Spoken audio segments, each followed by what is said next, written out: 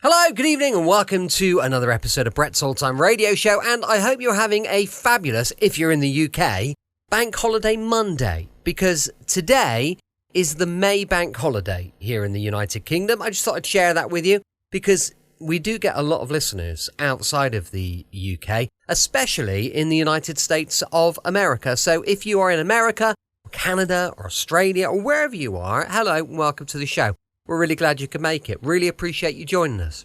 I'm Brett, I'm your host for our Nighttime Podcast, and whether you're listening as part of your evening wind down or your lunchtime treat or just looking for a little bit of company, then we are here. You might just be here to enjoy the magic of old time radio, but I'm very glad you could make it, and a huge thank you. If you want to find out more about us, you could check out our website, which is dayslikethis.life, and you will find a host of stuff on there. Vicky keeps it very up to date, and there's lots of information on there. I think the latest story was about our brand new series. Well, I say brand new, it's kind of a revisit to Dad's Army, which happened last night. If you love Dad's Army, if you love a bit of comedy, then there's an introductory episode last night, and we move on to the proper series next Sunday. Without delay, let's crack on with our Monday night episode. This is an episode of Suspense. First broadcast on the 1st of May, 1947. It's called Lady in Distress. Yes, Roma wines taste better because only Roma selects from the world's greatest wine reserves for your pleasure. And now, Roma Wines, R-O-M-A. Roma Wines present Suspense. Tonight, Roma Wines bring you Miss Ava Gardner in Lady in Distress, a suspense play produced, edited, and directed for Roma Wines by William Spear. Suspense, radio's outstanding theater of thrills, is presented for your enjoyment by Roma Wines. That's R-O-M-A, Roma Wines. Those better-tasting California wines enjoyed by more Americans than any other wine. For friendly entertaining, for delightful dining. Yes, right now a glassful would be very pleasant, as Roma Wines bring you Ava Gardner in a remarkable tale of Suspense.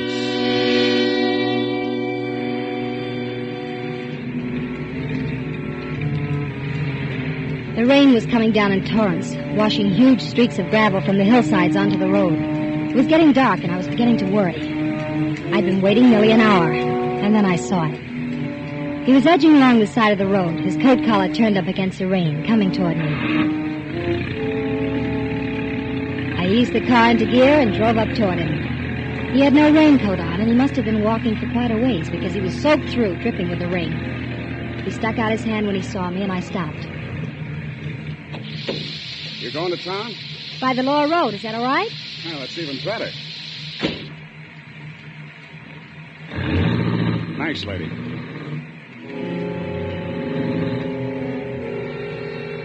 Out of the corner of my eye, I looked him over. He was fairly young, a little pale and nervous. There was no real fear there, and there was a lot of strength. The kind I liked. It's a miserable-looking world tonight, but it's great to be out in it. Maybe you're right. I know I'm right. Little somebody takes the privilege away from you of going where you want to go and doing what you want to do. And you know how good it is to be out. You used the word out twice. Did you just get out of someplace? Yeah. Where? It's my business. Oh, I'm sorry. Yeah, so am I. I shouldn't be so touchy with you. You were nice to me, giving me a ride. Only if I told you where I came from, it might frighten you. I don't think it would. Look at me. There's only one place a guy like me would get out of. Jail? They call it the state penitentiary. Oh, yes, I passed it a half hour ago. Did you just get out? Just got out this morning. This morning? This is Sunday. So what? The state penitentiary doesn't release men on Sunday. Only on weekdays. Well, they released me. You think I broke out? Well, maybe you're wrong, and maybe you're right. What are you jumping for? I'm just reaching for a cigarette. Mind if I smoke? No, you can smoke. Cigarette? No, thanks. What are you getting nervous about? I'm not nervous. See? I told you if you knew where I came from, you'd be frightened. It's natural. Why did you tell me? I just felt like talking. I haven't talked to a dame, a lady, for a long time. Like it? Yeah. I do. I don't think I ever talked to one quite like you before. What do you mean, quite like me? You know what I mean. You know what you got on a ball, every bit of it. You like that? I could try. Don't get me wrong. I don't usually pick people up. Okay, relax. I'm not going to do anything to you. Just drive me into the city and let me off. Of course, it would be nice if you didn't say anything to anybody about picking me up. I won't say anything. What are you turning in here for? I'm hungry. I haven't eaten anything all day. You can wait a little while longer. We have 90 more miles to drive, and I'm going to get a sandwich now. Okay. Wait a minute. Let's just understand. You know what this is, don't you? It's a gun. And it shoots. Don't forget that. I won't. Okay, on your way.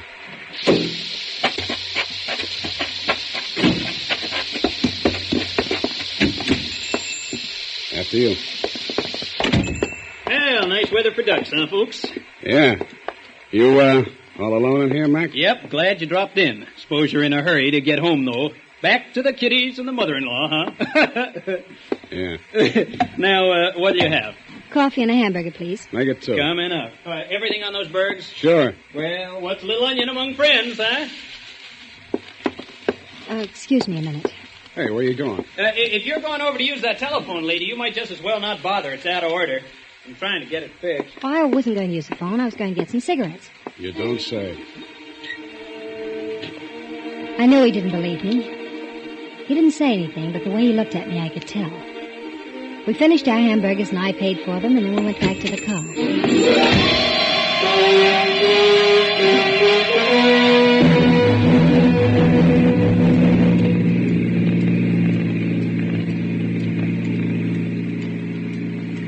What'd you want to make a telephone call for? I wasn't going to. Wasn't because of me, was it? I told you I wasn't going to make a call. I just wanted some cigarettes. You turned down my cigarette a little while ago. They were the wrong brand. You bought the same brand I offered you. Who are you trying to kid, beautiful? Oh, let's not talk about it. It's not important.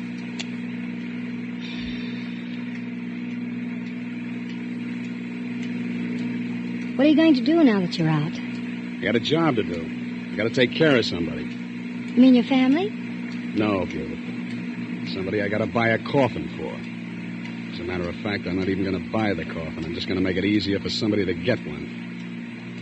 Sounds an awful lot like you mean you're going to kill somebody. It's as easy as that. I am. Why? I told you I just got out of prison, didn't I? Well, you don't want to get back in.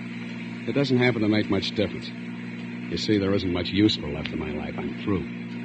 Revenge, huh? Yeah. With all these debts settled, a guy could die happy.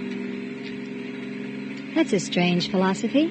Is it? What are you driving so fast for? I'm in a hurry. I have to get home. It's okay with me. The sooner I get this thing over, the better. Get what over? Hey, that's a cop. That's what you get for driving so fast. I didn't realize it. Pull over. If they ask any questions, tell them I'm your brother. See, your brother. I will.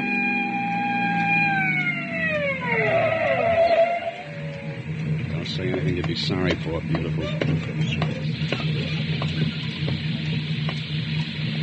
You're going pretty fast for these wet roads, lady. I'm sorry. I really didn't realize it. If you'd skidded into a telephone pole, you would have. Let me see your license. It must be here somewhere. That your husband? No, that's my brother. Oh, here's the license. Thanks. Oh. Where have I seen this name before? I don't know. Oh, sure. Your husband's in the department, isn't he? Well, yes, he is. Are you nervous about something? No, I'm just tired. Okay. But just take it easy from now on. Here's your license. I will. Thanks a lot.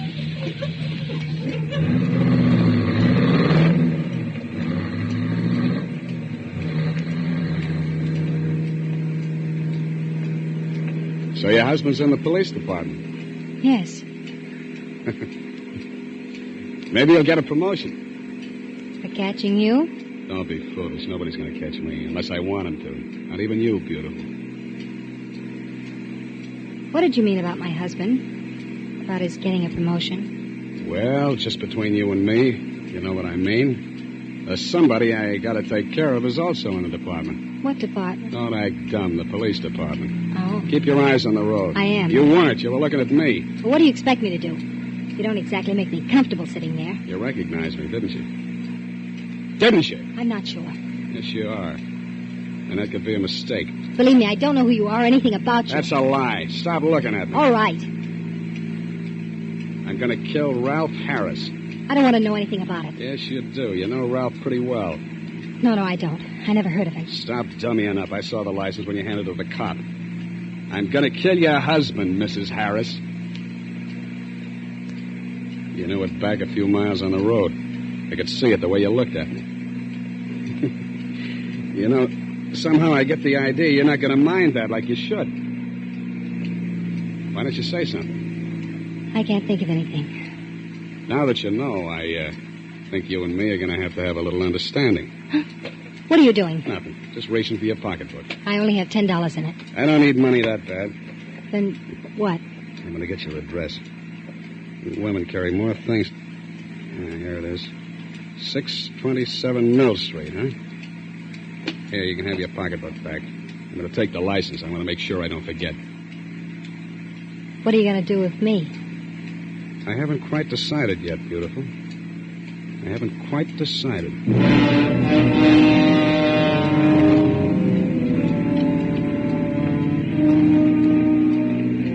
I glanced over at him again. I knew he meant it exactly.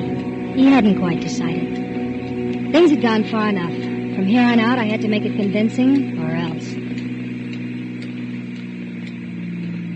Look, Sullivan. Oh, so you do know my name. Yes, I know your name. I remember you. I was at trial.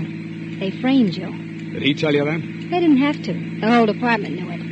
They needed a conviction, and you were it. That's what I thought. You know a lot, don't you? Listen, suppose I told you that you were right in what you said a minute ago. That I hated my husband. That I hated him as much as you do. And that I'd hated him for years. What do you think? Well? I'd say it was a stall to save your own neck. That's what I thought. That's why I wanted to get acquainted with him first. First? Before what? Well, doesn't it seem a little funny to you, my just happening to run into you this way? The wife of the man you've sworn to kill, on the very day you break out of prison? Who says I broke out? I know someone who knows Red Farley. Red Farley? Mm-hmm. He was your contact on the outside that helped you plan it, wasn't he? Listen, beautiful. I don't know how you got this. Where do you think Red Farley got the money? You tell me. I'll tell you. I want you to kill my husband. I'll even help you.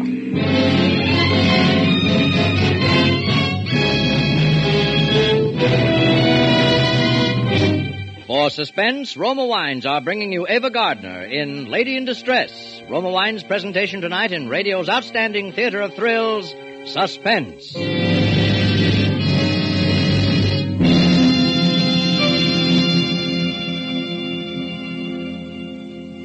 Between the acts of Suspense, this is Truman Bradley for Roma Wines. There's a reason more Americans enjoy Roma than any other wine. It's because Roma gives you more enjoyment for your money. Yes, in all Roma wines, you enjoy an important difference, an extra dividend in fuller bouquet, richer body, and better taste. To bring you better tasting wine, Roma selects from California's choicest grapes. Then, with ancient skill and winemaking resources unmatched in America, Roma master vintners guide this grape treasure unhurriedly to tempting taste perfection. These choice wines are placed with mellow Roma wines of years before, and from these reserves, the world's greatest reserves of fine wines, Roma later selects for your pleasure. So to enjoy more pleasure for your money, insist on Roma. That's R-O-M-A, Roma California wine. And whether your favorite is sherry, port, or muscatel, you'll find Roma your best buy in good taste. And now, Roma Wines bring back to our Hollywood soundstage Ava Gardner as Evelyn Harris, with Howard Duff as Sullivan in Lady in Distress, a tale well calculated to keep you in suspense.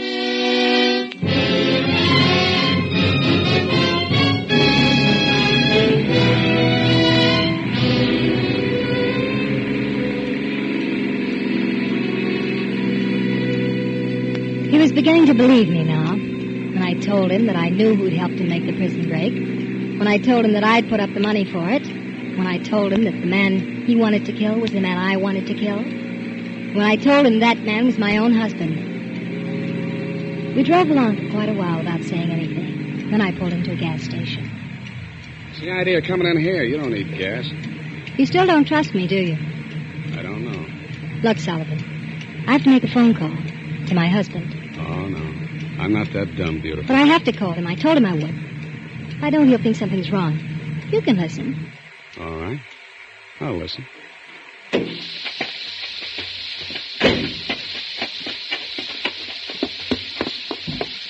Where's your phone? Oh, it's just inside the door. Thanks. It's right in here, lady. Right on the wall. Right on the wall there, lady. Got your nickel? Look, I know how to use the phone. You don't have to act like you're Orson Welles.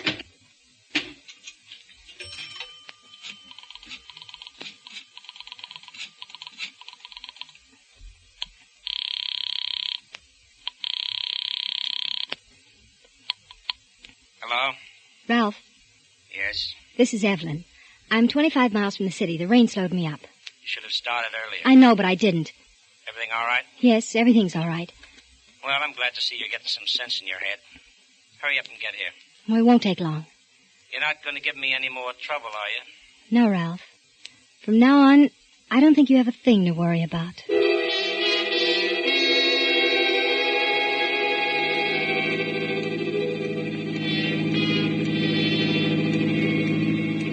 We drove on into town then. I didn't say anything more, and neither did Sullivan. But I knew I had him. He was still playing cautious, but I knew I had him.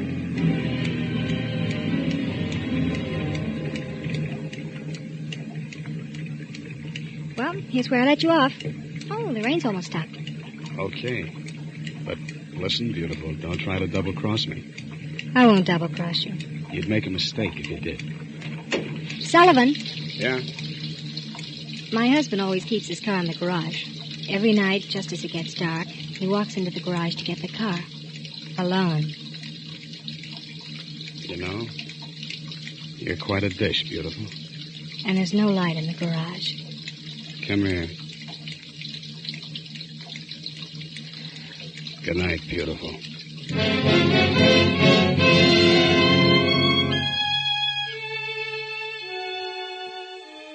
There's only a few more blocks to the house. Ralph was waiting up for me, and he seemed genuinely happy to see me. A month ago, Ralph and I had one of our usual fights, and I went north to stay with my mother. But I realized that I couldn't stay with her forever, and the only thing left for me to do was to come back. And I hated it. Crawling back to a man who had no heart, who ran his home like the lock-up pen down at police headquarters. But I had no choice. Ralph was smug about my coming back, as I knew he would be. I kept wondering if Sullivan was actually going through with it. 2 days later, I knew.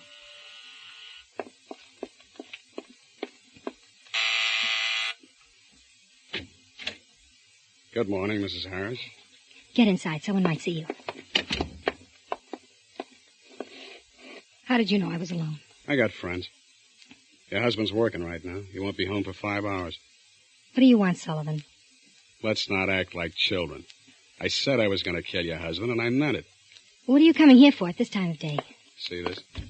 That little box? Yeah. When you do the wrong thing with it, it blows up. Oh. All I do is put this under the hood of somebody's car, hook it up to the starter, and when somebody gets in his car to drive off somewhere, all he does is step on the starter. And he doesn't have to worry about driving a car ever again. Oh. Let's go out to the garage, beautiful.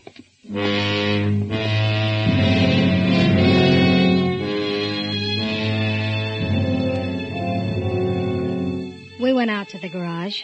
Sullivan hooked the explosive up under the hood of Ralph's car. Then after a while, he went away. All the rest of the day, I was nervous and worried. The last minute, I even wanted to go out and disconnect it, but I didn't. It was foolish to be nervous. It had all gone along fine so far. By the time Ralph came home, I was composed and tried not to show that anything was any different than it always was. After dinner, Ralph was doing some paperwork on a housebreaking case. Oh, these reports are a nuisance. Anything I can do to help you? No. You know less about these reports than I do. Well, I just thought maybe there might be something. Well, there isn't, so stop bothering. All right, Ralph. Wait a minute. There is something you can do. What? Go out and get the car and bring it around to the front. No. What are you looking so surprised about? As soon as I finish the report, I want to run down to the station. Did it save time if you got the car out? I'd rather not. What's the matter with you? Well, I have trouble getting out of the driveway. It's too narrow. Ah, you've taken the car out 100 times. What are you talking about? Well, Ralph, I've got a cold coming on. I'd rather stay inside. Put a coat on. It isn't cold out anyway. I don't want to drive your car. Look, the least you could do is help me out once in a while when I asked you to. Heaven knows you never do anything for me anyway. Well, it won't save that much time. Get the car out before I get mad. All right, Ralph. If you want me to, I'll get the car.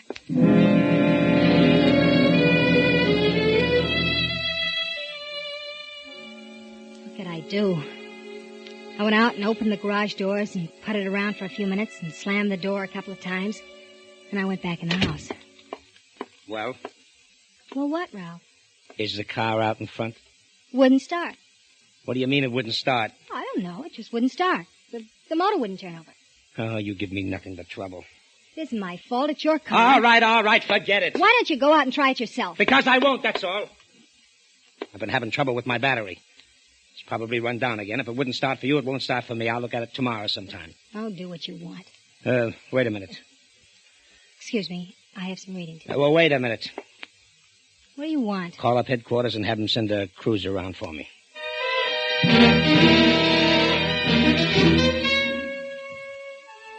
I could hardly sleep that night.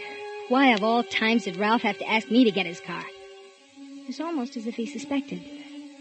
I knew he'd have to get the car sometime, but I was afraid he might check over the car and find out what was wrong with it and discover the mechanism. Or he might send a mechanic out from a garage to look at it, and an innocent person would be killed. And I was afraid of Sullivan by this time, terribly afraid. I was exhausted from nervousness and lack of sleep when I got out of bed the next day. Ralph had breakfast and went off to work in the police cruiser. I didn't dare go near the garage.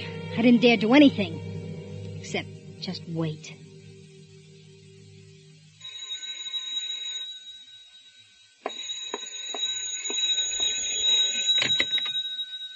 Mrs. Harris? Yes? Sullivan speaking. Oh, hello. I've been reading all the papers, and I haven't seen anything about your husband yet. Yes, I know. What happened? Well, last night, he didn't take the car out. Why not? I don't know why not. He just didn't, that's all. Mrs. Harris, you wouldn't try to stall me, would you? No, I swear that's what happened. He left the house in a police cruiser. He didn't take his car. You know what I think? No, what? I think I'm going to take a run out there and check up myself. Your husband isn't home, is he? No, he won't be home for 3 hours. Okay, beautiful. You can expect me.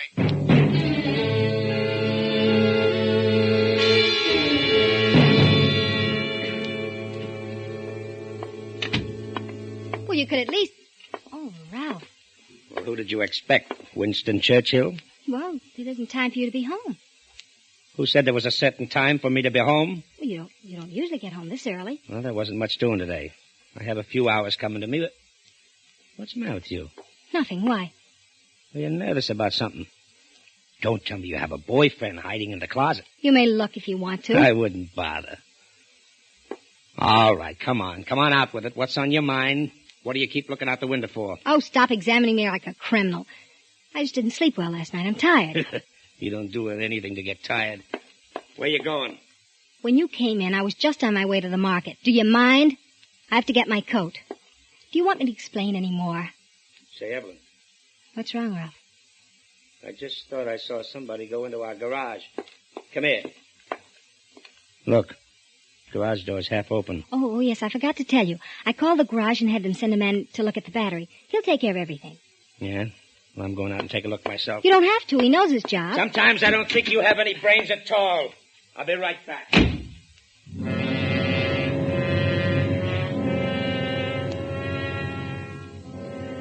I stood there at the window watching. I knew who was in the garage, and it wasn't a mechanic. It was Sullivan. Ralph walked off the back porch and across the yard, and then into the garage. I didn't know what was going to happen. I kept thinking, only one man will come out of there alive. And then I thought, maybe I'll be lucky. Maybe neither of them will come out alive. I pulled the curtain back so I could see more clearly. And then I waited what seemed hours, staring through the window. I couldn't hear a thing, and nobody came out. Nobody. I moved closer, my face pressed against the glass. And then just before it happened, somehow I could hear it coming.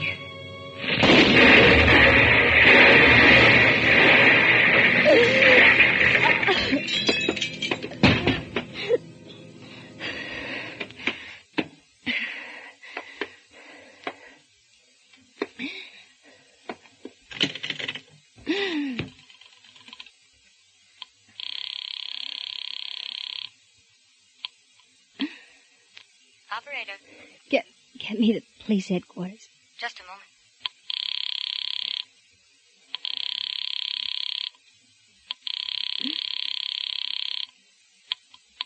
Police headquarters, Sergeant Thompson speaking. This is Mrs. Ralph Harris. There's been an accident, an explosion. We'll be right out, Mrs. Harris. Are you all right? The window broke. A big piece of glass. My throat.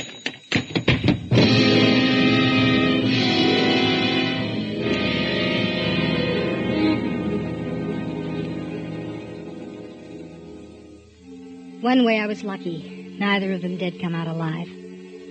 But in another way, I wasn't so lucky. I'm going to die.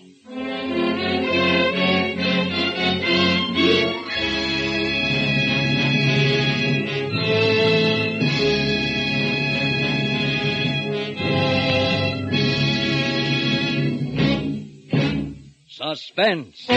Presented by Roma Wines, R-O-M-A, Roma, America's favorite wines. Before we hear again from Ava Gardner, star of tonight's suspense play, this is Truman Bradley, reminding you that in all Roma wines you enjoy an extra premium goodness, in fuller bouquet, richer body, and better taste. Yes, Roma wines taste better because Roma, and only Roma, selects better tasting wines from the world's greatest wine reserves. That's why more Americans enjoy Roma than any other wine. So ask for Roma wine, R-O-M-A, Roma, a premium wine in everything but price. Enjoy Roma California Sherry before dinner tomorrow. This is Ava Gardner. It's been a great pleasure to appear on Suspense, which is such a favorite to all of us here in Hollywood. Next Thursday's Suspense show will be one that I certainly won't miss. The most coveted honor which a radio program can achieve is the annual award given for excellence in drama by the George Foster Peabody Foundation. This year, the citation was given to Suspense, and one of the 3 Suspense plays which is particularly mentioned in connection with the award was that which will be rebroadcast next Thursday. It's called Dead Earnest. Good night. Ava Gardner appeared through the courtesy of Metro-Goldwyn-Mayer, producers of the Technicolor picture The Yearling, starring Gregory Peck, Jane Wyman, and Claude Jarman, Jr. Tonight's suspense story was written by John Michael Hayes. Next Thursday, same time, you will hear an all-star cast of Hollywood's finest radio players headed by Wally Mayer in Suspense. Produced and directed by William Spear for the Roma Wine Company of Fresno, California.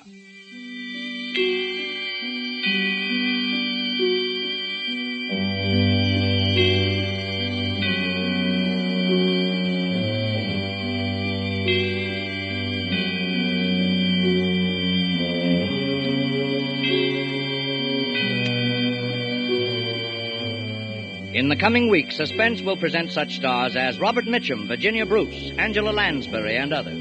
Make it a point to listen each Thursday to Suspense, radio's outstanding theater of thrills.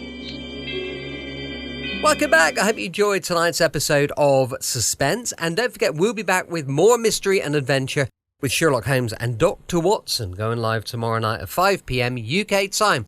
Thank you so much for listening. I'm here with you 7 days a week, each and every week, and I will see you tomorrow on Brett's Old Time Radio Show, just as we have done for years, because this podcast is, I think we're heading for sort of 4 years now, which is just crazy, isn't it? Anyway, look, I'll see you tomorrow. Love you. Bye.